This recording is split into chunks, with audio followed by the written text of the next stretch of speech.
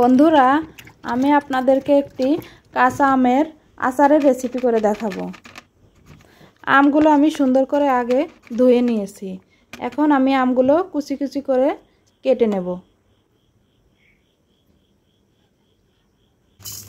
এখন আমি শুকনা কড়াইতে 5 ফোড়ন ও জিরা তেলে নেব।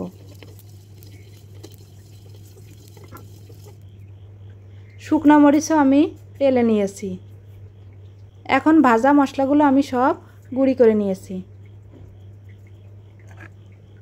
আমি রসুন ও আদা হালকা থেতো করে নিয়েছি।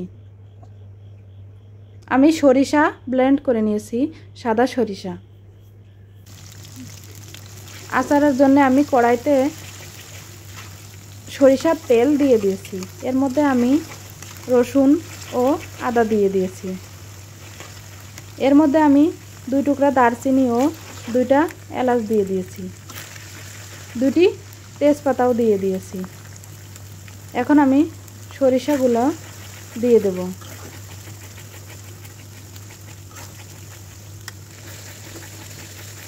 এর মধ্যে আমি শুকনো মরিচও দিয়ে দিয়েছি 4-5টা। এর মধ্যে আমি স্বাদ মতো চিনি দিয়ে দেব।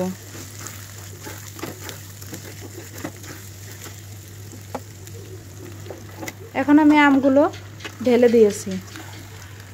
আস্তে আস্তে নাড়তে থাকব।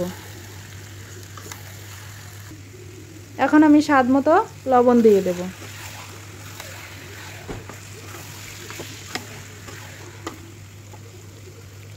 আমি হোয়াইট ভিনেগারও দিয়ে দিয়েছি।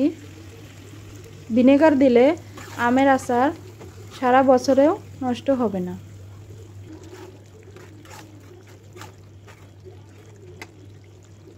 এখন আমি শুকনো মরিচের গুঁড়িও দিয়ে দিয়েছি।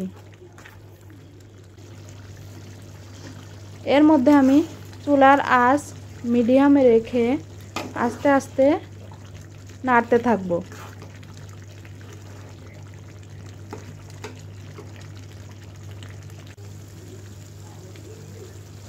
এভাবে আমি আরও 5 মিনিট নাড়তে থাকব।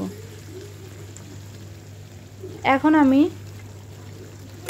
ভাজা 5 ফোড়ন ও জিরার গুঁড়া দিয়ে দিয়েছি।